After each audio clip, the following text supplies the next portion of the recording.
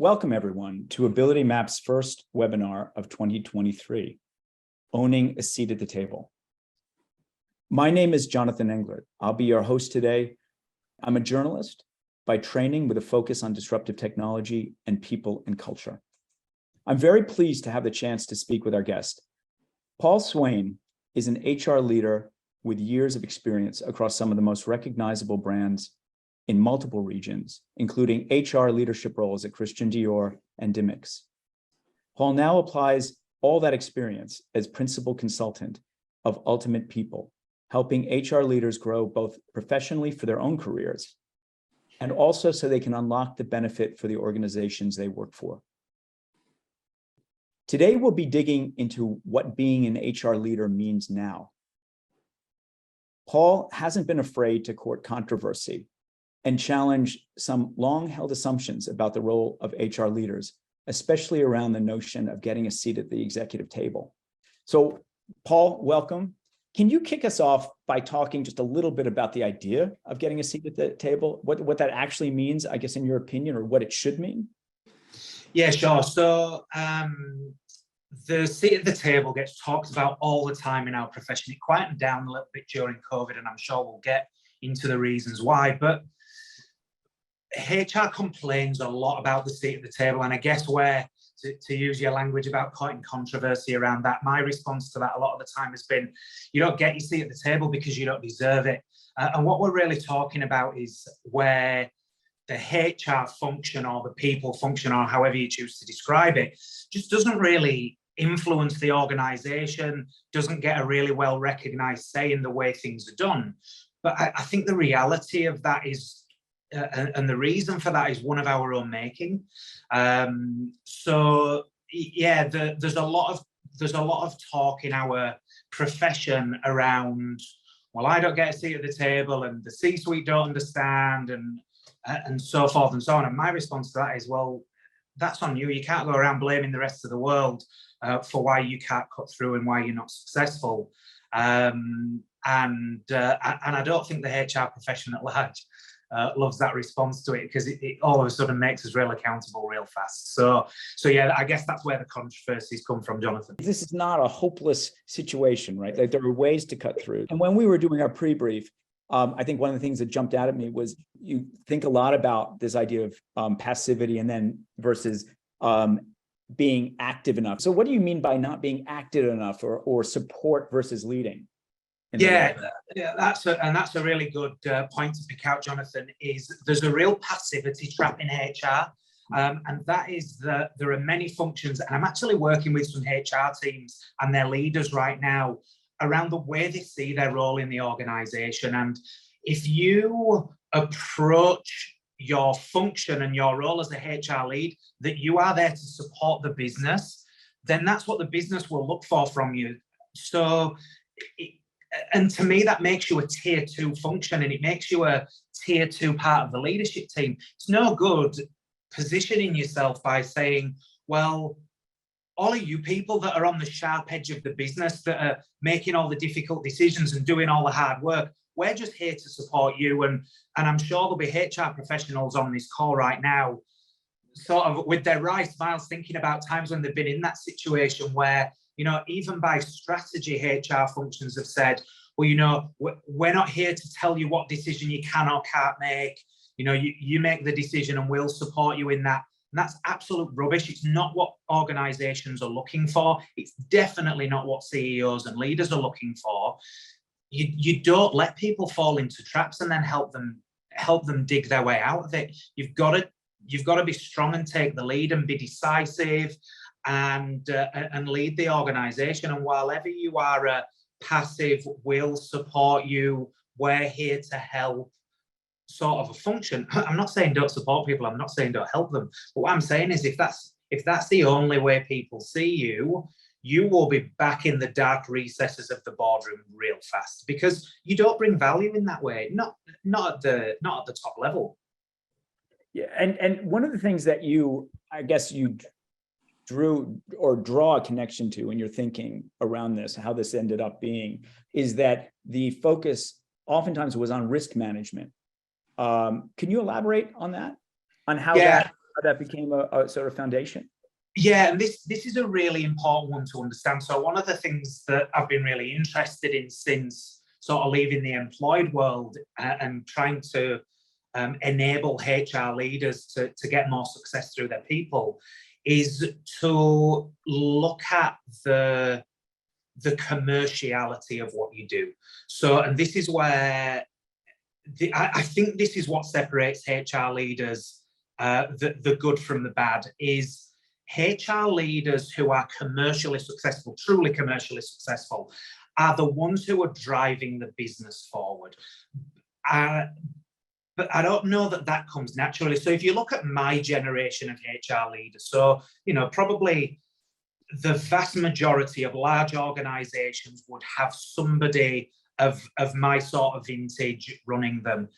And the way you got yourself up to that lead role in HR really was by being a good risk manager. The business in the earlier parts of your career the business and the profession would value your risk management, your industrial relations knowledge, your paying conditions, execution capability, and your compliance around that. And you get more and more conditioned to be a great risk manager. And at heart, HR professionals are great risk managers.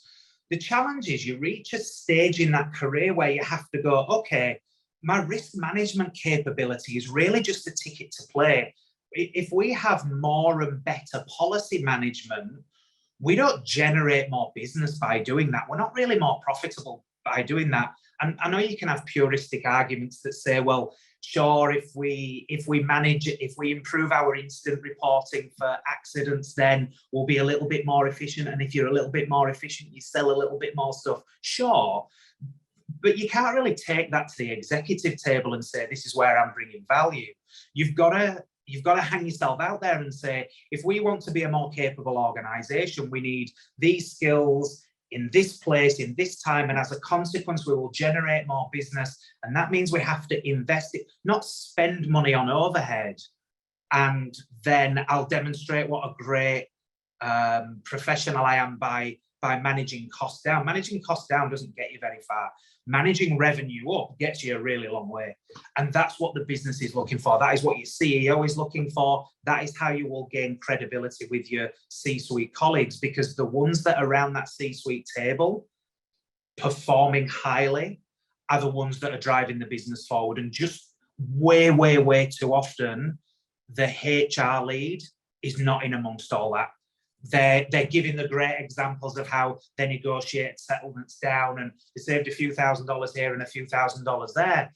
And then the marketing director goes, we're going to spend $10 million on an advertising campaign and it's going to generate $100 million in revenue and blah, blah, blah. And the person alongside you goes, great, well, thanks for your example of the few $1,000s you saved as HR. We've spent more than that on the leadership team's wages listening to your example. But it's where too many HR professionals are comfortable, because they're just so comfortable in risk management. But being a good risk manager is only a ticket to play. It is not where high performance is. Yeah, and I remember you had a striking phrase, which is risk is invisible, and then it makes me think, but you need to get the runs on the board, and the runs are very visible, right? So could you, if someone is caught in that space, if an HR professional is sort of caught in that space of not, or almost being invisible, what are some of the things that could help you break out of that? Yeah, I think that's a great question. And I can see in the Q&A, we've got a question that is sort of similar to that, asking for an example of, the question is, can you give a strong commercial proposition that you've seen people and culture HR lead that drives business performance and strategic enablement? And the answer to that is absolutely.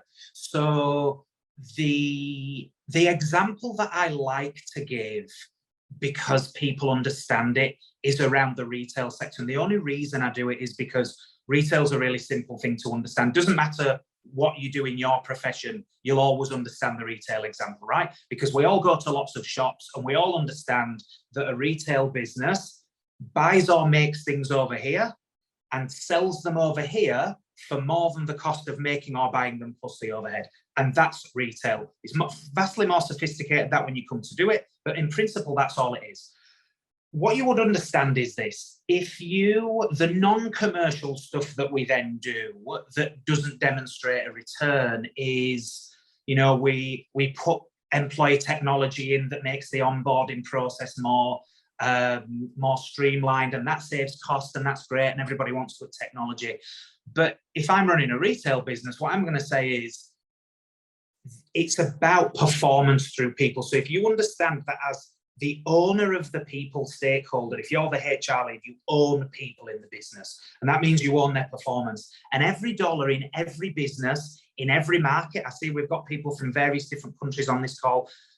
This is country agnostic, market condition agnostic, is people generate every dollar that comes into your business. So putting the best performing people with the right skills in the right place, with the right incentive and the right reward really matters. So if I've got 100 retail shops and I take my best store manager and put them in my worst performing store, and I ask this question all the time because it's my go-to, how quickly do you think that underperforming store performance will turn around?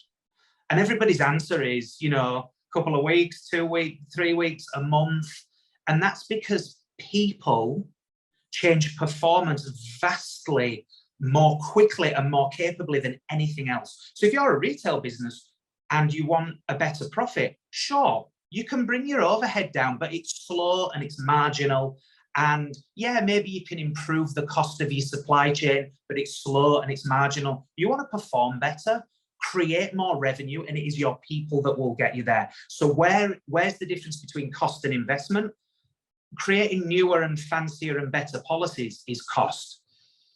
Training, hiring top talent, understanding what talent means in your business, and then getting a return from it. Having a better induction process so your speed to competence from hire to competent and performing is faster. They are all things that if you know where to go look for the data in your organization, you can prove it. You can prove the return on your investment. And every time you prove return on investment, you get more investment. If you're the marketing director and for every $10 million you spend, you generate 70, 80, $90 million of revenue, you just need to be the people version of that. That's really interesting. And it sounds to me like if someone is caught in that sort of early version trap of that you talked about, the passivity trap. I mean, are you suggesting pick one area of the business really that you could show that movement, you could show that achievement? You've got to know where to look, Jonathan, and an experienced HR lead knows where to look. Now, initially, you're probably going to start lifting a few stones until you find the right thing. You've got to understand what your business does, and you've got to understand it pretty well. You've got to understand the commercials, and you've got to get there fast.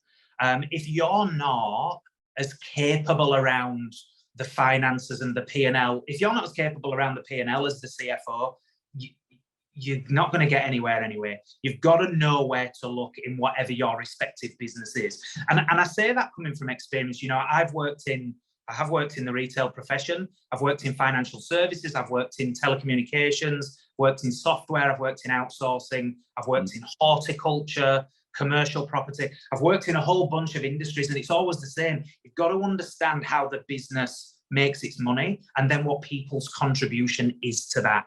And there are a few things that you don't need to be a HR professional to understand. If I understand what performance means in my business and I can raise the performance of individuals, then we drive more revenue.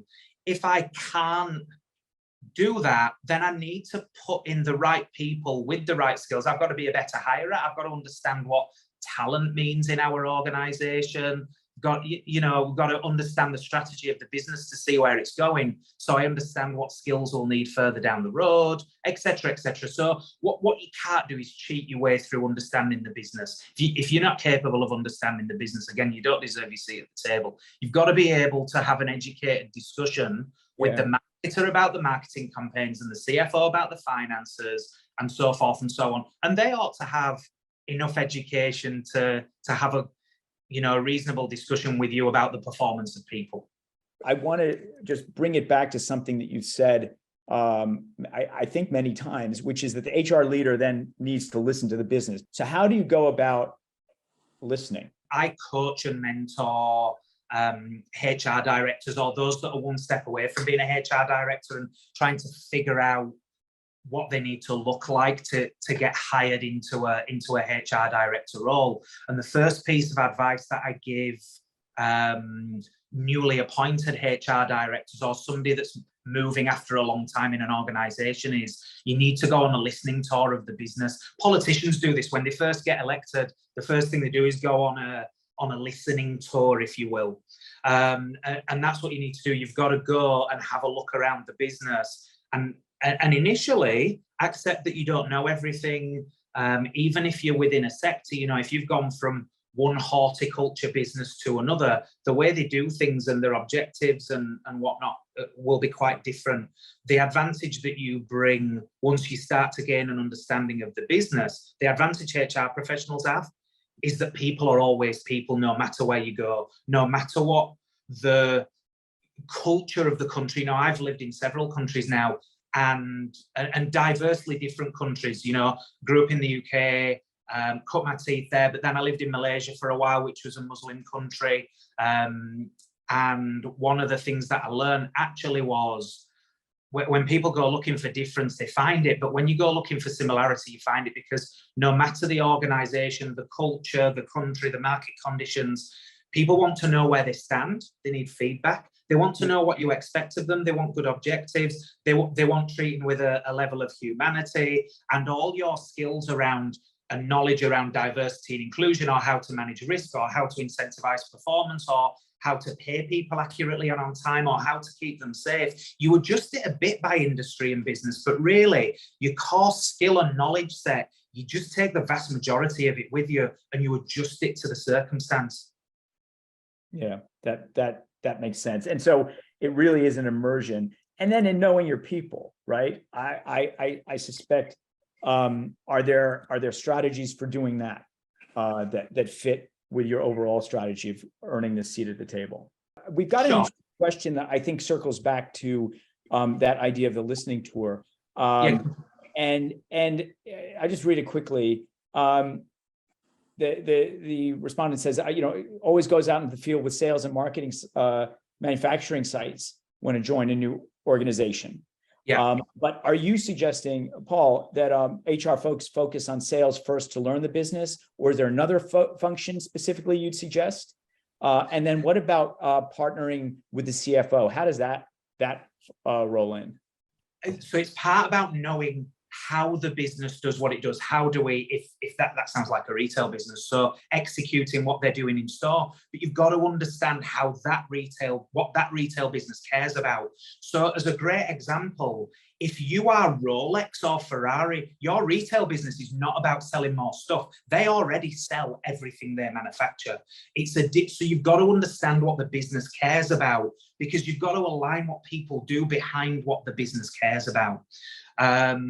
So yeah, yes, how do you get to learn the business? I think you go out and experience as much of the business as you can. You don't need a detailed understanding of how every job gets done. You're going to have a team working with you anyway. And the further down the org chart of the HR function you get, you know, your business partners and so on, they're going to have a really good understanding. And if they don't, get them out and get them a really good understanding real fast. But yeah, I think just to circle that question, Paul, sorry, the function, but the specific function, if there was one function, do you have a suggestion on what that function would be that you would want to take a look at? No, it depends on the business. Is that right? And I don't think you should, right? Yeah. I think you need to have a good sense of all the functions. I would always prioritize the CFO, right? Because this is a commercial and professional endeavor. So it doesn't matter, even in a non-profit, you still got to generate revenue, right? So you've got to figure out how the business makes money. And I think you would do that.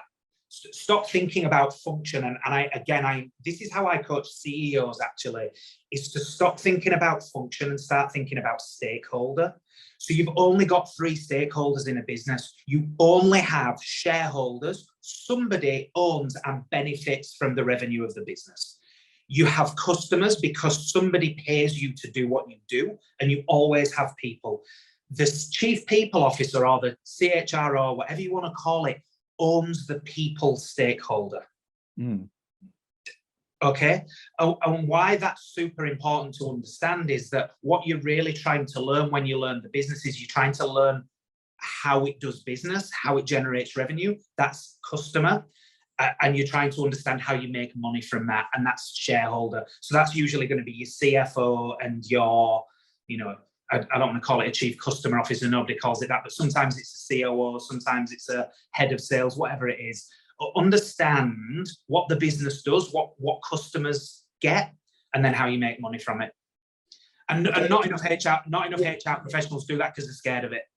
Right. Interesting. And so we actually have a fantastic follow-up, which is kind of flipping the script here and saying, do you have an example of how you do begin educating the executive leadership team about the importance and business impact of, of people practices, particularly contemporary people practices? How do you do it?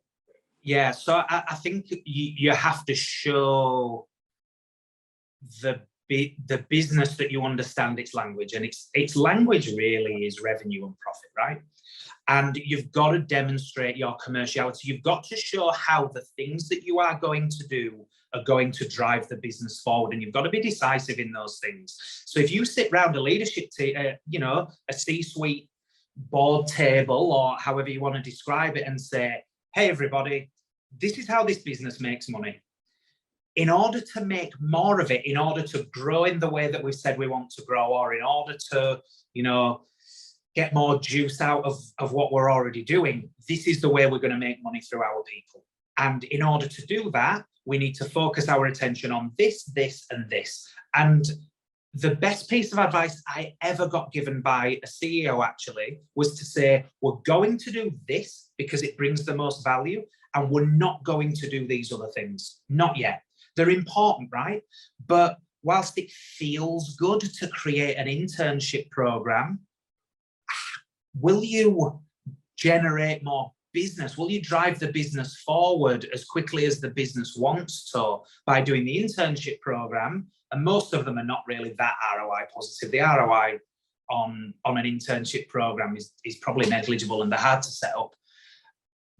But if I invest in sales training, or if I invest in improving the performance management capability of my managers, or if we stop getting things that really frustrate our employees wrong, if X% of our people leave because of this, and they were bad losses because we didn't want them to go, I'm just going to fix that. You've got to demonstrate that you understand the business and show that by fixing that problem or turning up an area of performance, really turning the heat up under something that matters, then you will drive the business forward. Had this conversation yesterday with a HR leader.